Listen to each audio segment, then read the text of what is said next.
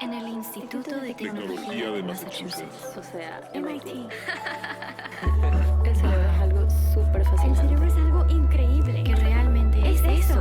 Realmente no sabemos. No sabemos. Quiero saber Pero más. quiero saber más. Pero quiero saber más. Claro, y te lo explico aunque sea con mi última neurona.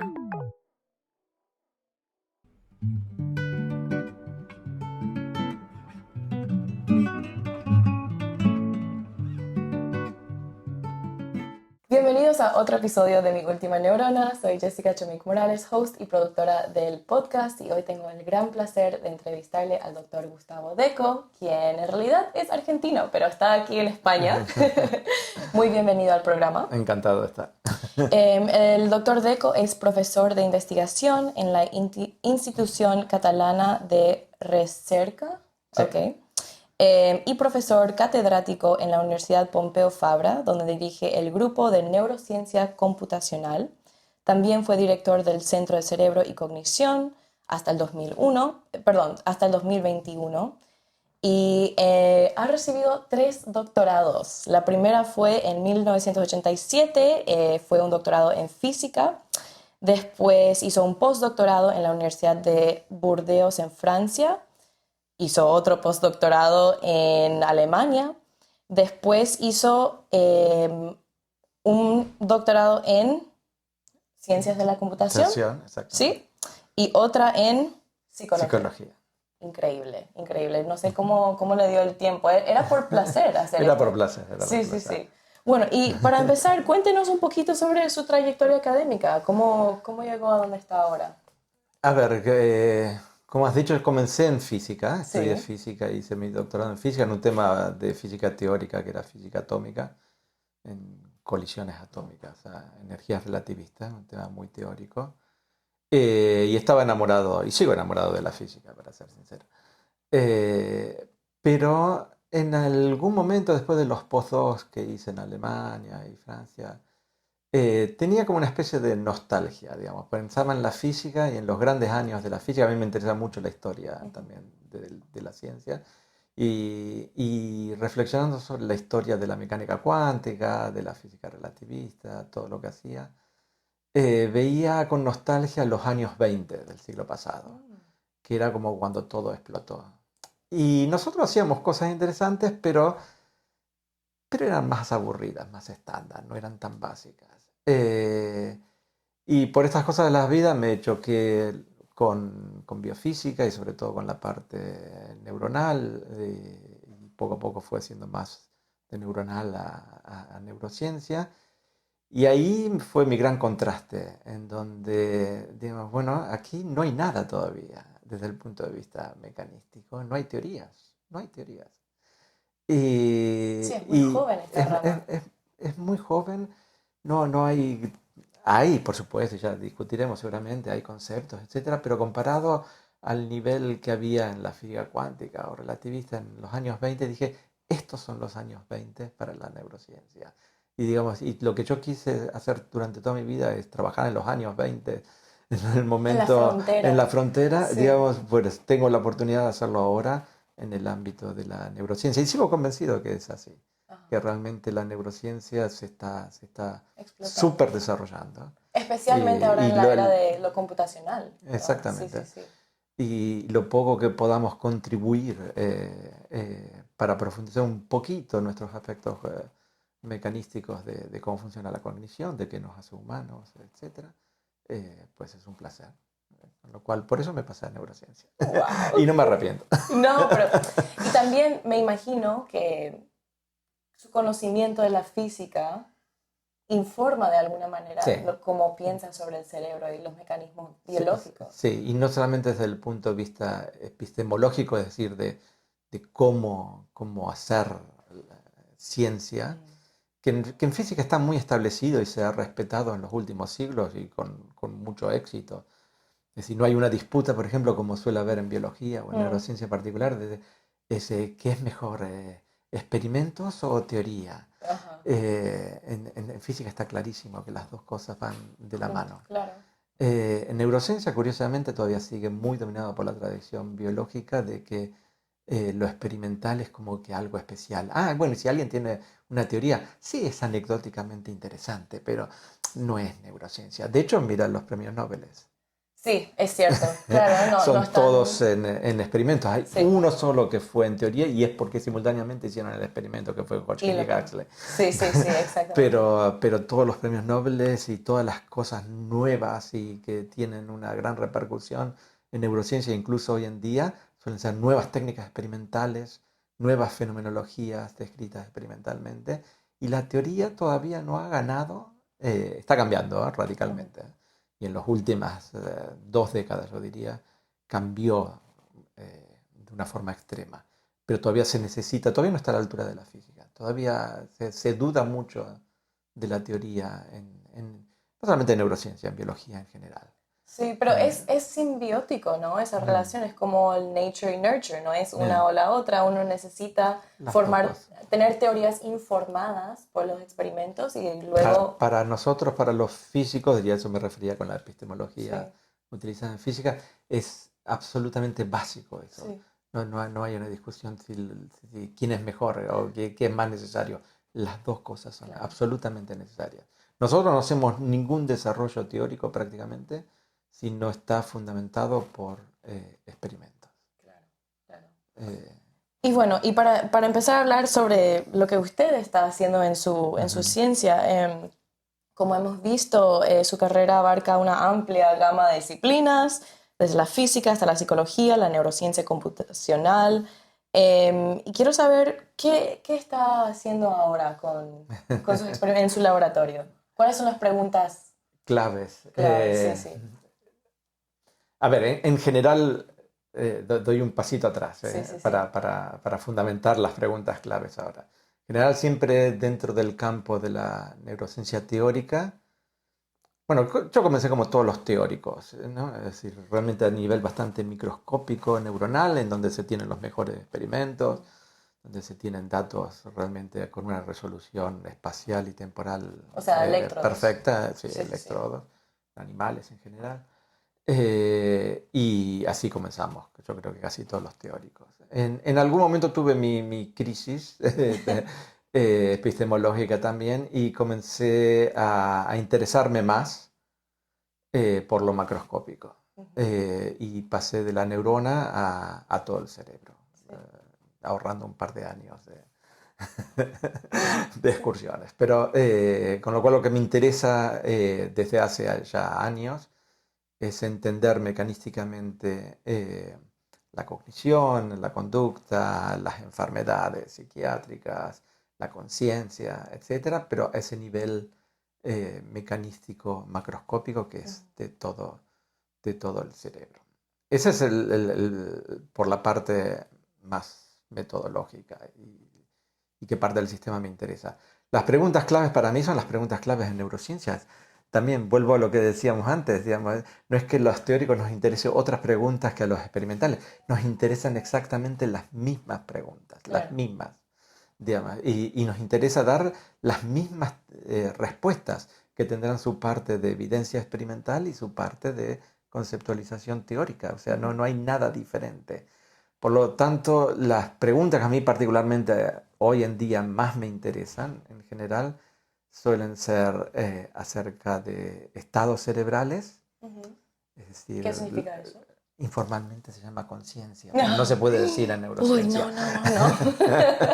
Pero por eso utilizamos la palabra estados cerebrales, pero tiene que ver, o sea, con diferentes estados de conciencia, o sea, que pasa en el cerebro a nivel dinámico, mecanístico, cuando uno está durmiendo, cuando uno está anestesiado, que son diferentes. Cuando uno está en coma, cuando uno está en reposo. Quiero distinguir eso para los que no saben, que sí hay diferencias en la actividad cerebral entre estar no consciente, por ejemplo, si alguien te choca la cabeza y uno pierde conciencia, versus también estar anestesiado, versus también estar dormido, ¿verdad? Son distintas cosas. Sí, o drogado. O drogado, claro. Hoy en día, hablábamos antes muy brevemente, está muy en boga la utilización de psicodélicos, hay como un renacimiento.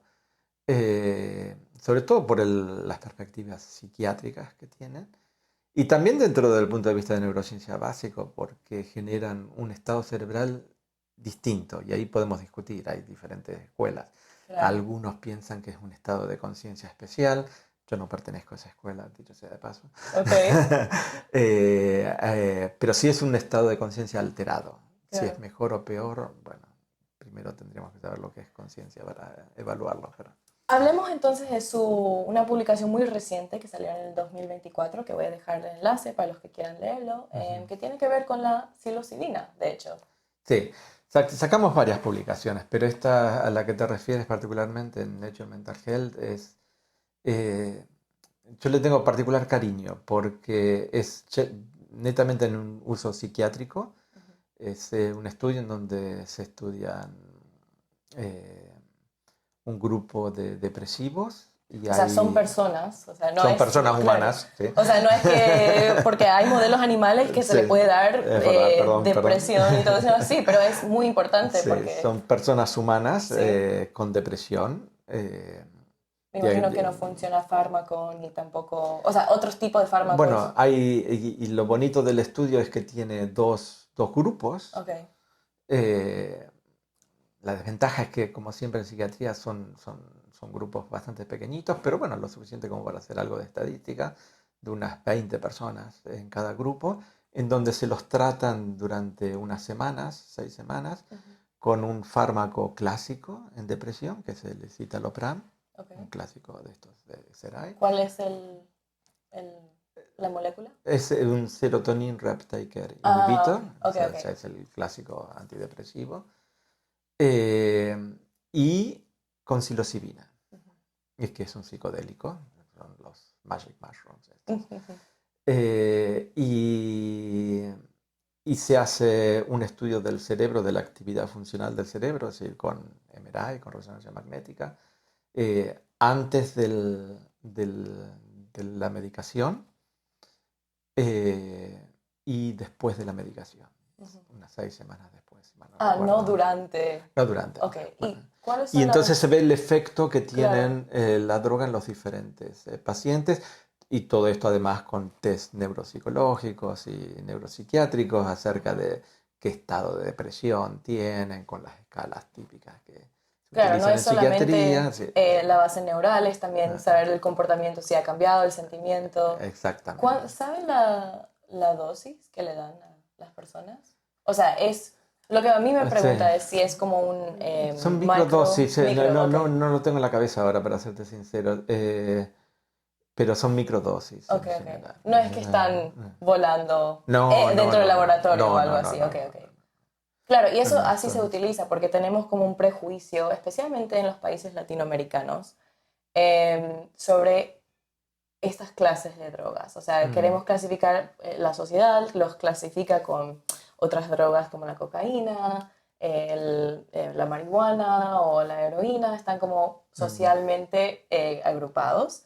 Pero es importante destacar que sí hay experimentos que se están haciendo para intentar ayudar a las personas. Entonces, es bueno que lo estemos hablando para tratar de desmistificar eso. Sí. Y por supuesto en forma controlada y sistemática.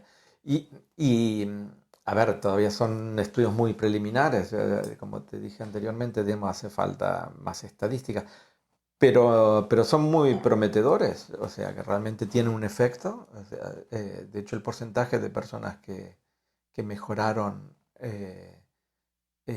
luego de estas 6 semanas es mayor en el caso de psilocibina que en el citalopram.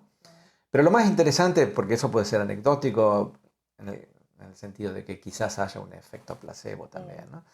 Pero lo curioso, y es lo que nos interesa a nosotros, los teóricos, es que la forma en la que el cerebro se reorganizó, nosotros lo llamamos la jerarquía funcional del cerebro.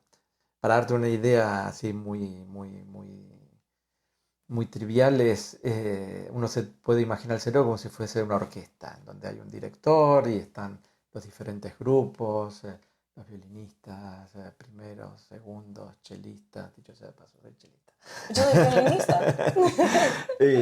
Y los contrabajos, bueno, y está todo muy organizado, en donde hay sí, un director, pero luego cada grupo también tiene su primer violín, su primer cello, su primer contrabajo, y hay toda una organización, y eso se lo llama orquestación, Sí. claro.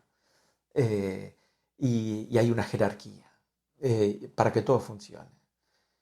Lo mismo pasa en el cerebro. Hay una orquestación funcional en donde hay áreas que llevan la batuta y otras áreas que obedecen. Por supuesto, no es, no es un ejemplo uno a uno, ¿no? Claro. Pero porque hay feedbacks, un sistema muy Sí. dinámico, etc. Pero bueno, esa es la imagen. Ahora bien, cuando hay algún tipo de trastorno, o incluso cuando hay un cambio del estado cerebral, como hablábamos anteriormente, toda esa jerarquía cambia. O puede cambiar, esa es la pregunta. Y lo que se ve es que cambia. Y en el estado depresivo cambia con respecto al estado normal, cuando uno está en lo que se llama el estado de reposo, o sea, un estado normal, donde no hace ningún tipo de computación en particular. Pero lo más bonito es que luego de la administración de estos medicamentos, la jerarquía se vuelve a reorganizar en una forma diferente. Y en esa reorganización está posiblemente el efecto de la mejora, de la mejora anímica, de la mejora psiquiátrica. Y la forma de reorganización de un medicamento y del otro son contrarias. Si bien ambos ayudaron, Sí. con lo cual es bonito, lo que pasa es que ahora por supuesto, nos oscurece aún Sí. más Que todo el está tema, bien, porque no claro. solamente hay una reorganización, que eso uno se lo puede creer, decir, mira, sí, cuando uno está mal hay un fallo en la orquestación y uno lo puede recuperar a base de terapia, medicamentos, y hay una sola forma de recuperarlo, o no, hay varias formas de recuperarlo. Y es un enigma, pero lo que sí sabemos es lo que cuantitativamente, y no es un enigma, que estudiando con nuestros métodos formales, teóricos de cómo se da esa orquestación, esa jerarquía, hay una reconfiguración de la jerarquía diferente en ambos casos. Y ambas son buenas o potencialmente buenas, porque hay curación en ambos casos. A mí lo que bueno, capaz es una pregunta que los oyentes tengan también. ¿Qué hace, o sea, qué es distinto en un cerebro deprimido? O sea, si uno le pone en un escaneador de fMRI, puede ver sin saber si esa persona es deprimida o no, si está deprimida. Es la pregunta de oro. Es lo que estamos buscando desde hace tiempo. La palabra clave aquí es un biomarcador. Un biomarcador, en el caso particular de psiquiatría, la mayoría de los biomarcadores están orientados a caracterizaciones globales del cerebro funcionales como la resonancia magnética. Y la idea es buscar a ver si hay alguna cuantificación del estado dinámico del cerebro en una condición estándar, que se utiliza hoy en día la de reposo, es decir, uno se lo pone en el escáner despierto, pero sin hacer nada, lo cual es muy controvertido y podemos luego discutir porque los seres humanos no sabemos no hacer nada. Pero bueno, es lo que se llama el estado de reposo para ser lo menos sesgado posible. Y hay toda una batería y una infinidad de propuestas de posibles biomarcadores. El problema es que sí, hay biomarcadores que cambian de un estado normal a un estado psiquiátrico en general. El problema es que en la mayoría de los casos no son específicos, en el sentido de que podemos decir que esa persona es diferente, pero no siempre podemos decir que esa persona es depresiva, es esquizofrénica, es ansiosa, tiene un TOC, un síndrome obsesivo, no se puede saber. O sea, son todas como las lamparitas estas rojas de los coches. que se encienden cuando ya el motor está mal, pero no es muy específica de por qué el motor está mal. Claro, Está claro. mal. Entonces, pero bueno, es el reto, ¿ah? Yo creo que sí será posible y yo creo que es una cuestión de poco tiempo, de pocos años, que sí alcanzaremos niveles de marcadores con una especificidad y una sensitividad eh, que es la requerida para psiquiatría. O sea, no veo razón alguna y soy optimista de que lo vamos a encontrar. Por ahora tenemos muy buenos biomarcadores, no siempre son lo suficientemente específicos. El caso de depresión está muy estudiado porque hay circuitos en el reposo que se relacionan mucho con la Justamente. culminación. El Default Mode Se Network, llama, la red sí, de modo... sí, se llama en español default mode. Oh, ok, ok. Pero creo que sí es depresión quizás sea un poco más específico. Eh, y Lo que a mí se me ocurre, perdón por sí, interrumpirle, es que lo que dice que sí vamos a poder saber cuáles son estos biomarcadores porque ya incorporando la neurociencia computacional podemos como entrenar, o sea, capaz nosotros no sabemos qué buscar, ¿verdad? ya, ya, En un dato de si hacemos un resting state functional MRI, o sea, cuando una persona está reposando y le escaneamos el cerebro, nosotros no sabemos en dónde buscar o qué ondas buscar o qué es normal o no. Pero si le tomamos, por ejemplo, a 1000, 2000, 10.000 personas, acumulamos todos esos datos, le preguntamos a un algoritmo, por favor, categorizar estas cosas y de alguna manera, sí, o sea, haciendo como un whole brain functional analysis, sí. algo así. Sí, y de hecho utilizamos también esas técnicas, o sea, instrumentos que vienen del machine learning también. No existe palabra en español. Sí, desafortunadamente la Aprendizaje ciencia por es... máquina suena horrible, Sí, sí. pero es técnicas estándar de machine learning, que es exactamente como lo has explicado, que son como si fuesen cajas negras, pero útiles, cajas Claro. negras en donde les pongo los inputs y les pongo los outputs porque los conozco y me pueden ayudar a clasificar e incluso a generar biomarcadores. En general, nuestra posición no es tan extrema, o sea, utilizamos técnicas de Machine Learning siempre, eh, pero tratamos de poner nosotros tanta inteligencia como sea posible. Es decir, en vez de ponerle de input todo, que son las señales del cerebro, que sería lo estándar quizás en Machine Learning, no, nosotros tratamos de ser más refinados, en el sentido de decir, no, de esas señales voy a extraer lo que sea, diferentes características, porque si transformo el input de ese input tan ya, sin procesado, sin nada, tan puro, a algo que pienso que puede tener más información y luego a eso lo pongo en el machine learning para poder clasificar. Y yo creo que hay que ir realmente hay que seguir por esos dos caminos. Es decir, por supuesto, utilizar las nuevas técnicas de Machine Learning, que son súper poderosas y robustas, y cuando tenemos muchos datos son geniales, eh, pero sin que eso sea una excusa de decir, ah, bueno, ya no tengo que pensar. Claro, no, hay que No, pensar que tengo que críticamente, digo, pensar. Y claro. aparte porque no solamente me interesa tener un avatar mágico que me diga, ah, esta persona tiene esto, esto y esto. A nosotros como teóricos nos gustaría también entender por qué esa persona tiene eso y eso. O sea, eh, queremos ir más allá de los biomarcadores, para ser sincero. Es decir, a lo mejor podría obtener un super biomarcador, y posiblemente sea el caso, a lo mejor venga de Machine Learning el biomarcador, con ese preprocesado inteligente que decía. Eh, pero eso no es suficiente. Yo no quiero simplemente tener una caja negra que me diga el perfecto diagnóstico, lo cual ya es genial. Quiero ir más allá y quiero tratar de entender por qué esa persona tiene tal y tal característica.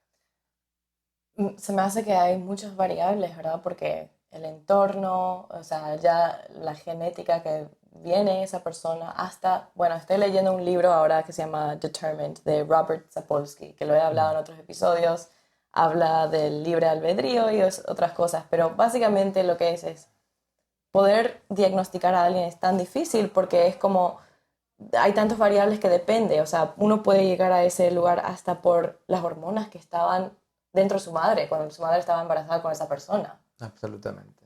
Absolutamente. Y aparte, el sistema taxonómico que tenemos, o sea, cómo clasificamos nuestros nombres que ponemos, especialmente en psiquiatría, lo cual no es una crítica, fue necesario, Sí. pero hay que cambiarlo. Digamos, y hay varias voces ya por todo el mundo que están proponiendo cambios. O sea, de dejar de utilizar esas etiquetas tan específicas, esquizofrenia, ansiedad, depresión, etcétera, para comenzar a hablar en realidad de males funcionales a nivel de redes, de whole brain, de macroscópico. Y en donde entonces ya no estamos atados por las categorías, sino por la individualidad de cada persona.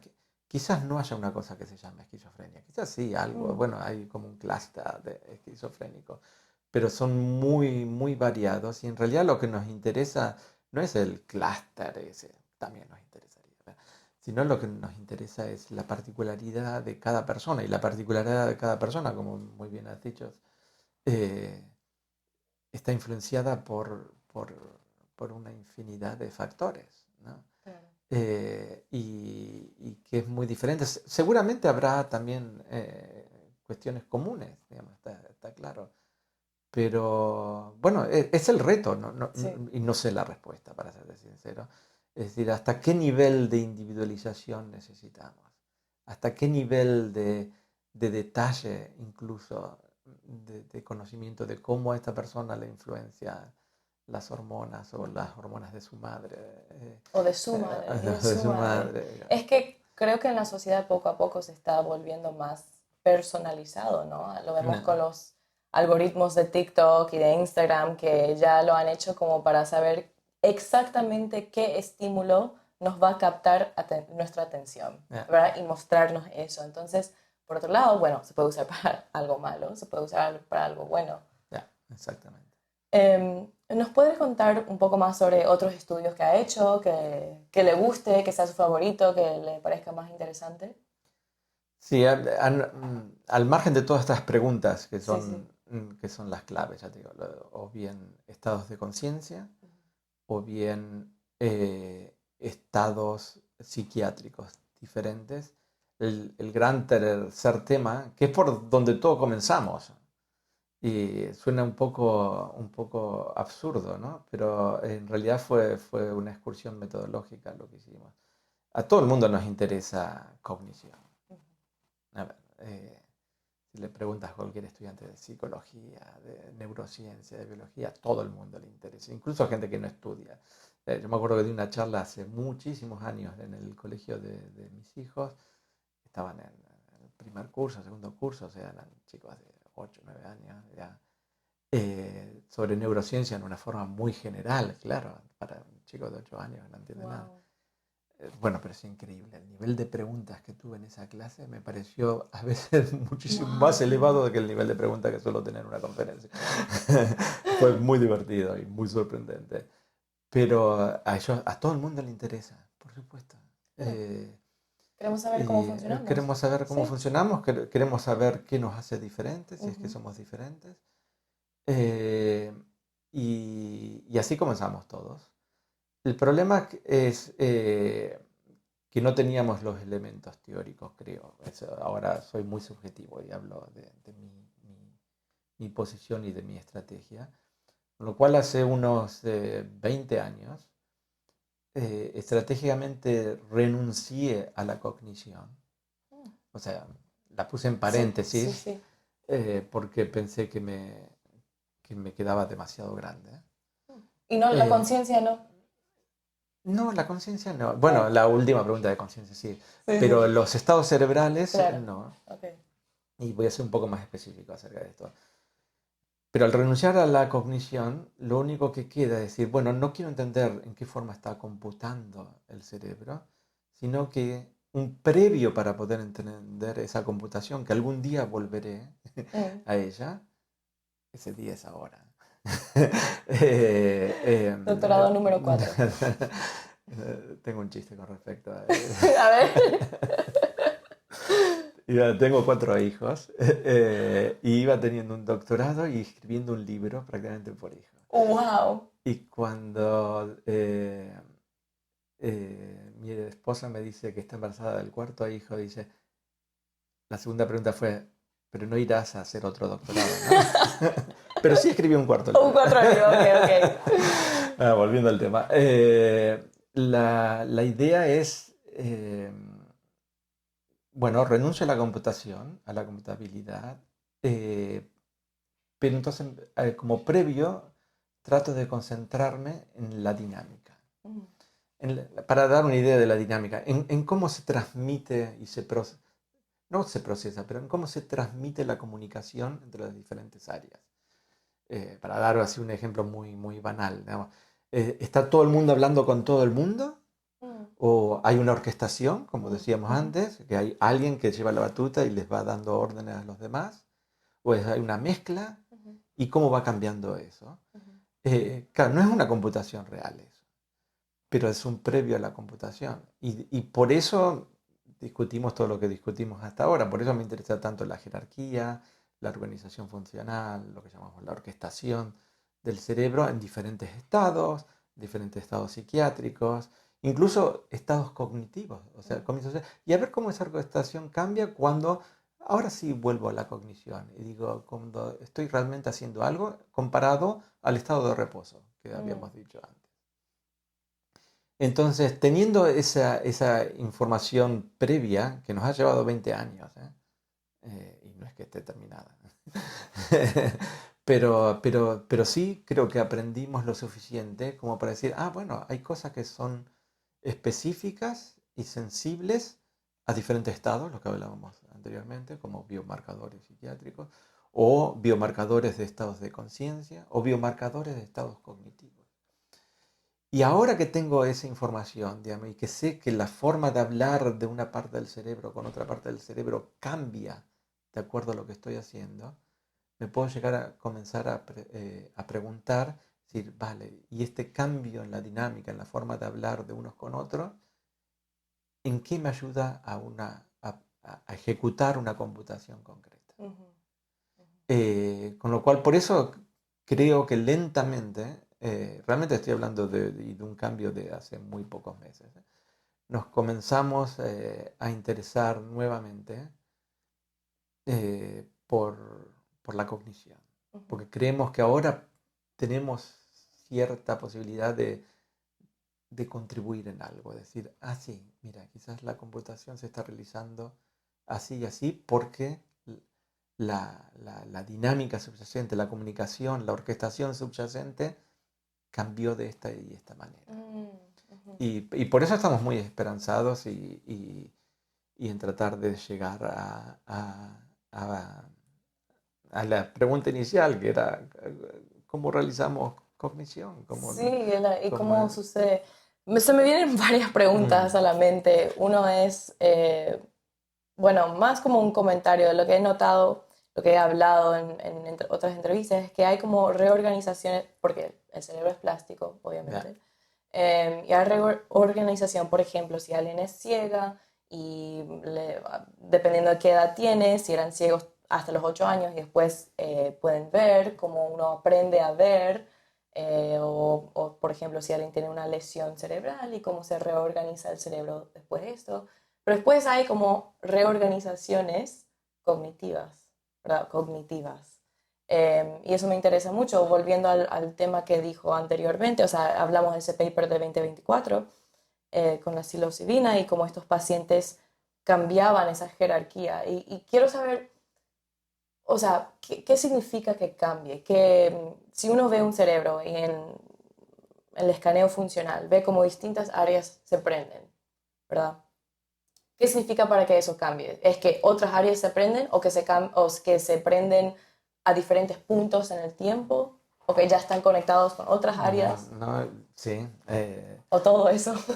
La intuición es correcta. El problema es un problema teórico, metodológico, muy concreto. Es decir, si bien tengo una idea ahora metafórica, que es la que teníamos nosotros también, de qué es una jerarquía funcional, con la orquesta, con las empresas, etc.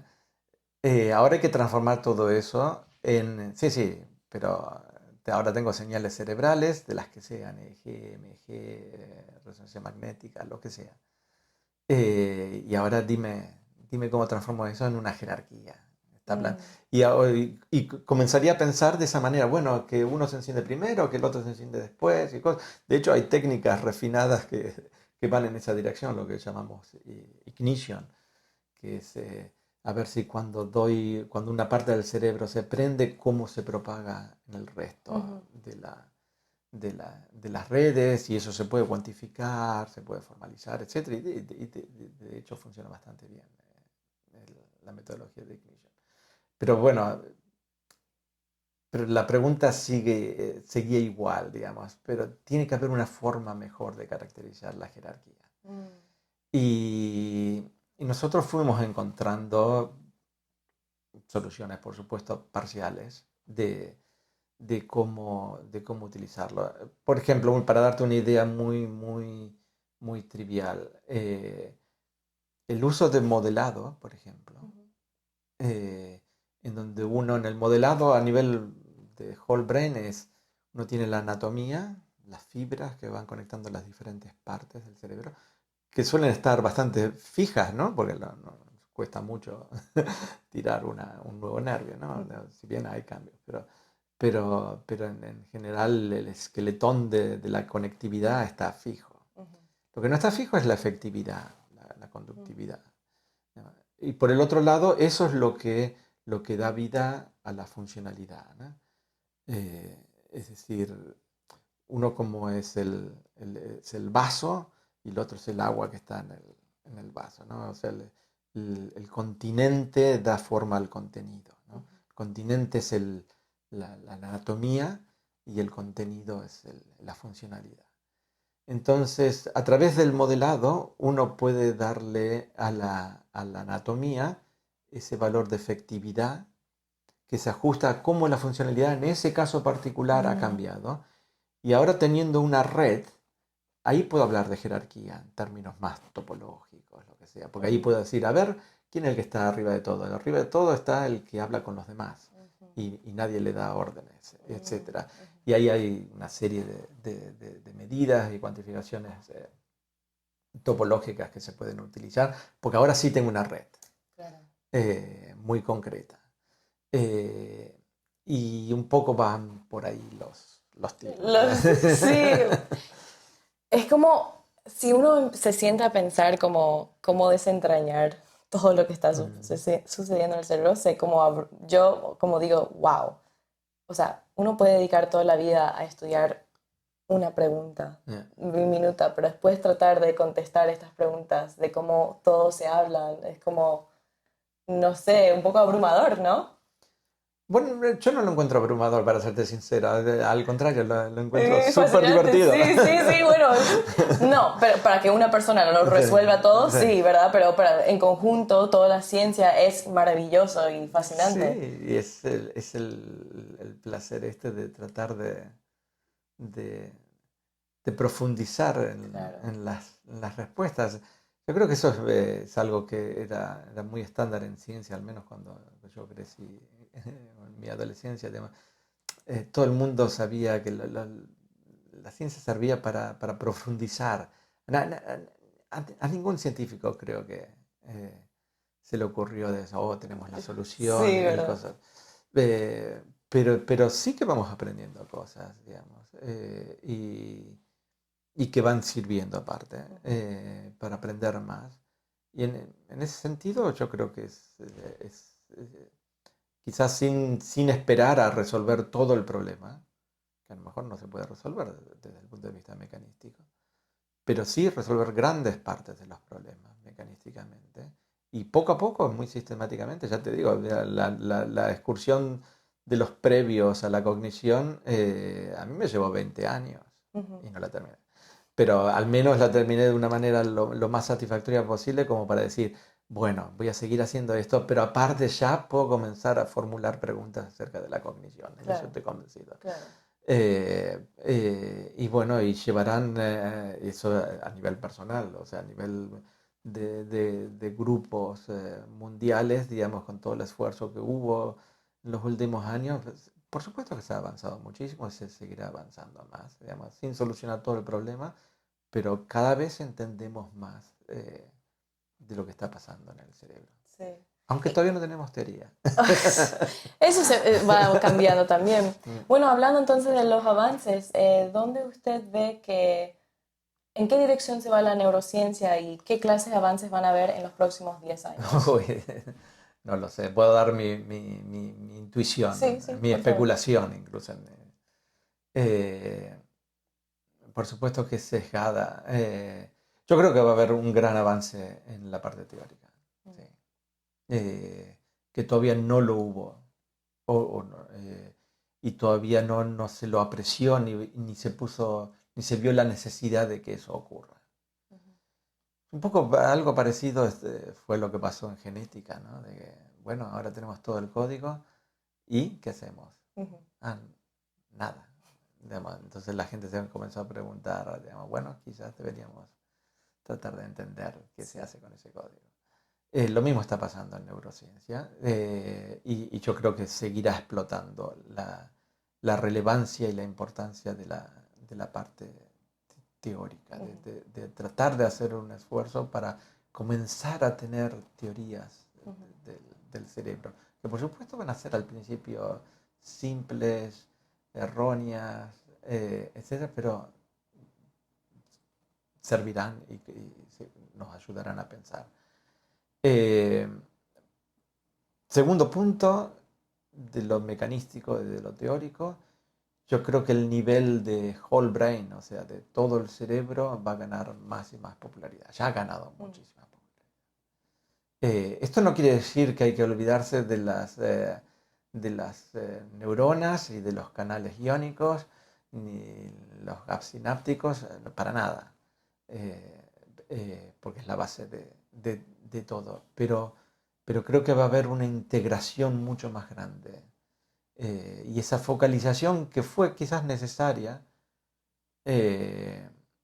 pero que ya no lo es, de esa ya como clusterización en neurociencia, en donde yo hago animales y yo hago únicamente neuronas, y yo hago únicamente neuronas en prefrontal cortex durante toda mi vida. O el otro extremo, no, yo hago conciencia y las grandes preguntas de conciencia y lo hago con humanos y fMRI. Yo creo que todo eso se va a integrar cada vez más y que es necesario que se integre. ¿Qué está pasando? Entre paréntesis. Y comenzar a relacionar cosas. Por ejemplo, hay avances muy bonitos, ¿no? Todas las computaciones muy concretas que se formularon para nivel neuronal, basadas en experimentos electrofisiológicos, ratas, monkeys, ratones, etc., que eran muy localistas, porque claro, lo que se medía era local. Claro. Ahora se están generalizando y se están viendo de que no era local, de que todo está distribuido. Y entonces... lo cual crea nuevos problemas, por supuesto, pero bueno, pero nos ayuda. O sea, yo creo que las dos palabras claves son mecanismos, teoría y integración de todos los niveles. Claro, de los niveles. Sí, es que, bueno... espacial y temporal, ¿eh? Claro. Porque también el mismo jueguito se puede hacer lo que pasa ahora al milisegundo o lo que pasa en horas. Por eso, sí, es como, bueno, a mí me parece que el doctorado es así, ¿verdad? Uno llega hasta el punto del conocimiento humano en esa pregunta, en esa cosa tan...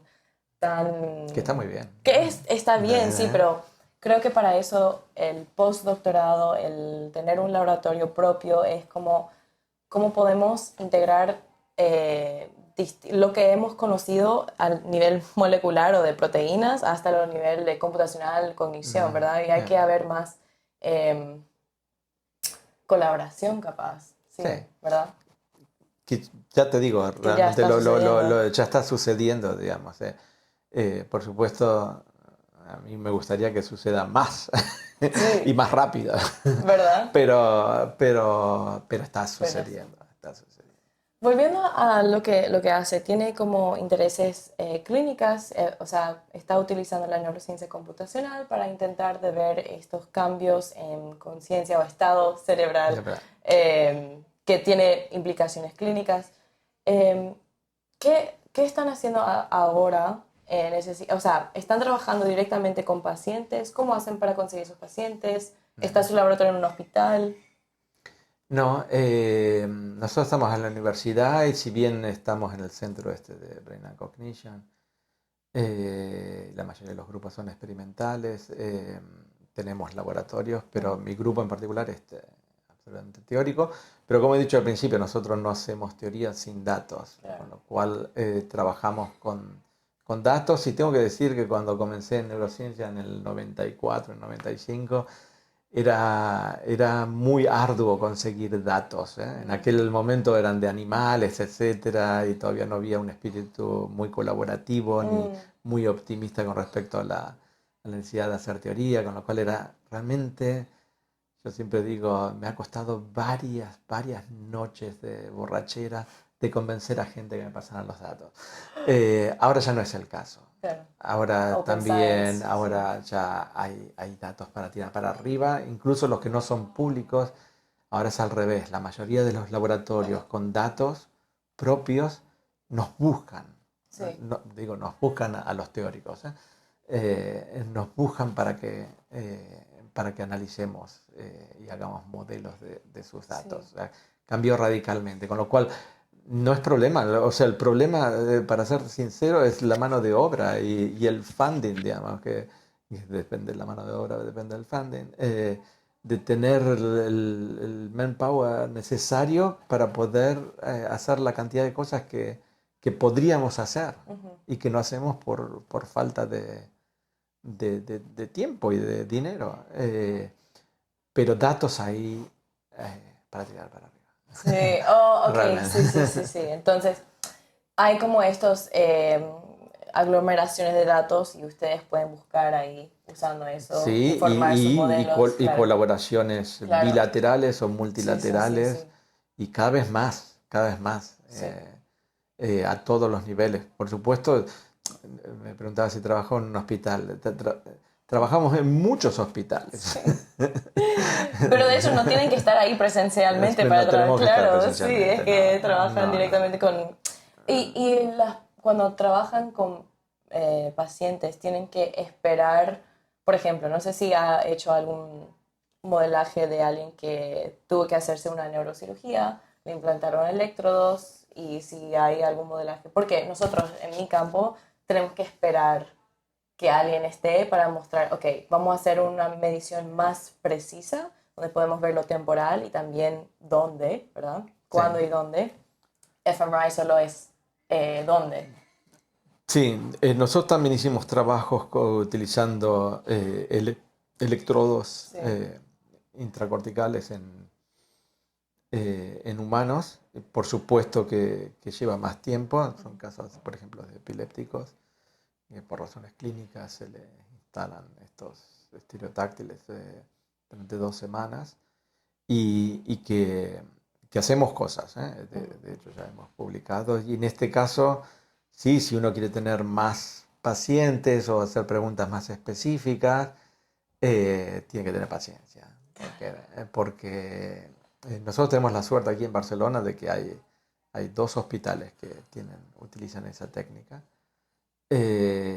con lo cual tenemos acceso. Hay que decir que también luego de la pandemia se ha Sí, ha reducido cambiado mucho. terriblemente la Sí. cantidad de pacientes, pero hay y para eso sí hay que esperar.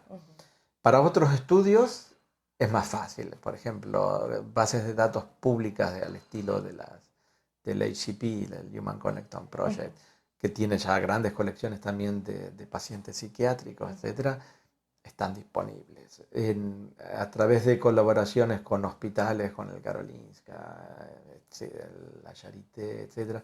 Tenemos acceso a todo tipo de pacientes. Para eso no hay que esperar mucho. Para preguntas más específicas, por ejemplo, como esta que comentábamos, de la acción farmacológica en pacientes psiquiátricos, de eso hay poco todavía. Y para eso sí tenemos que esperar. Sí.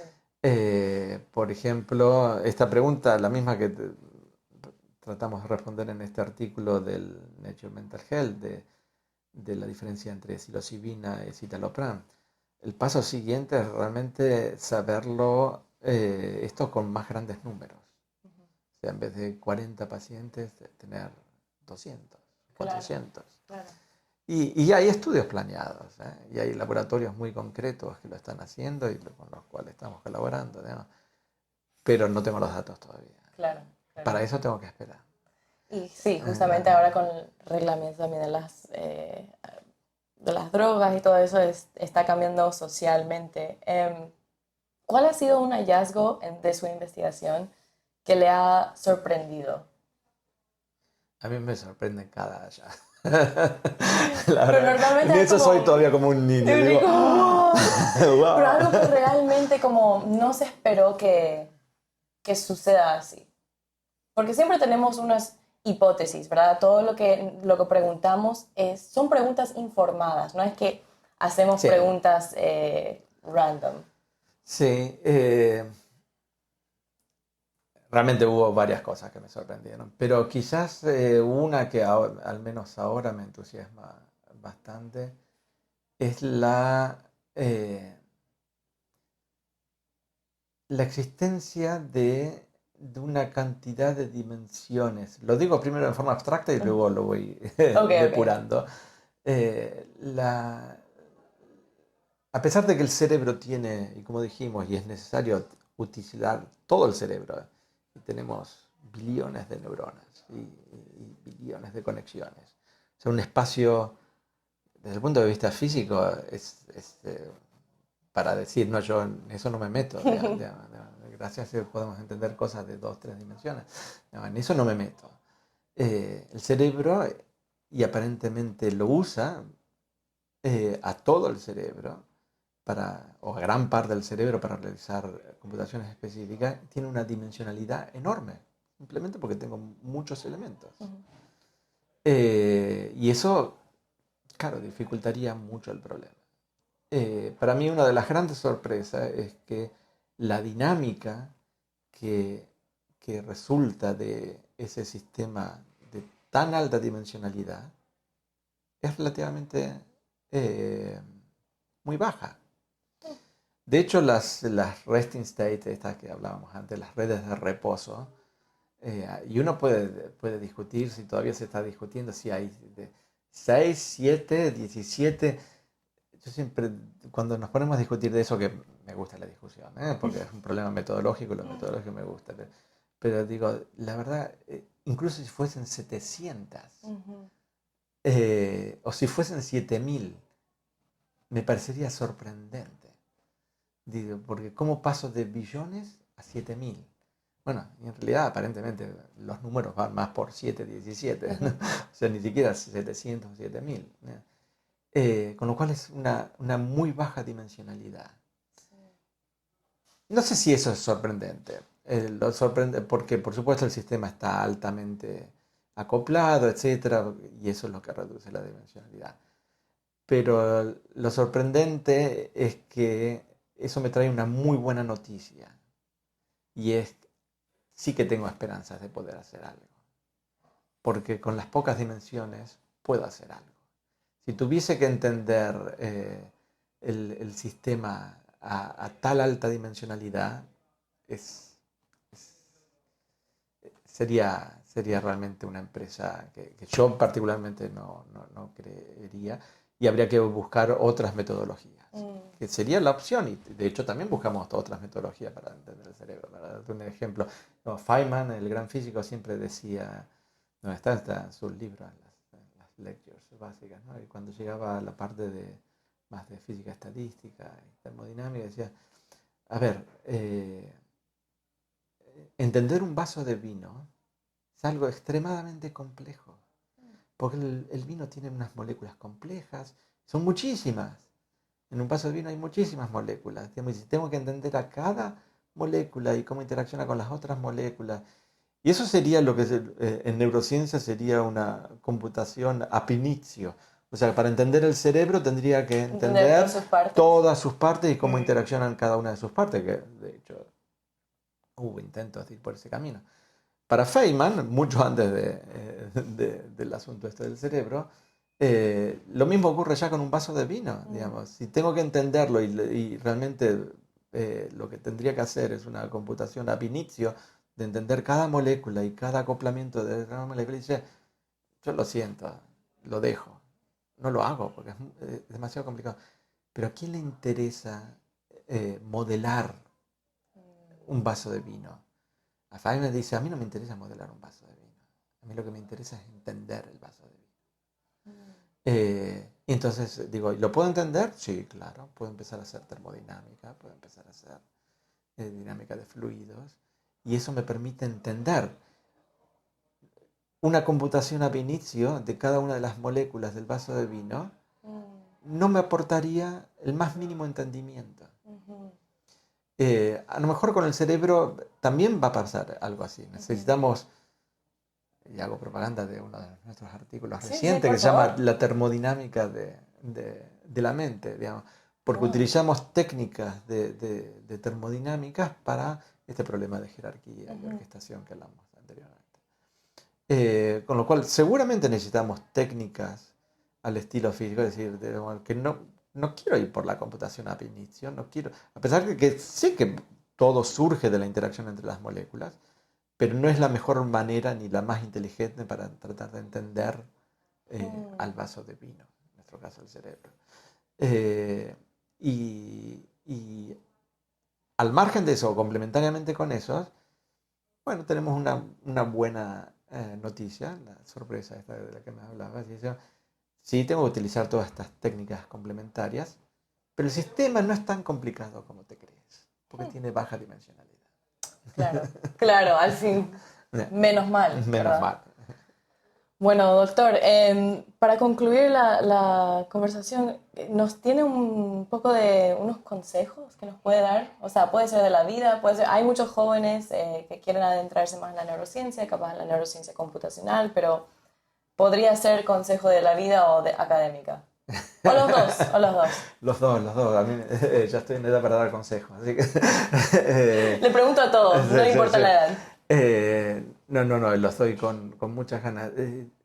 Para mí el mejor de los consejos es no perder nunca la ilusión ni el por qué estamos haciendo todo esto.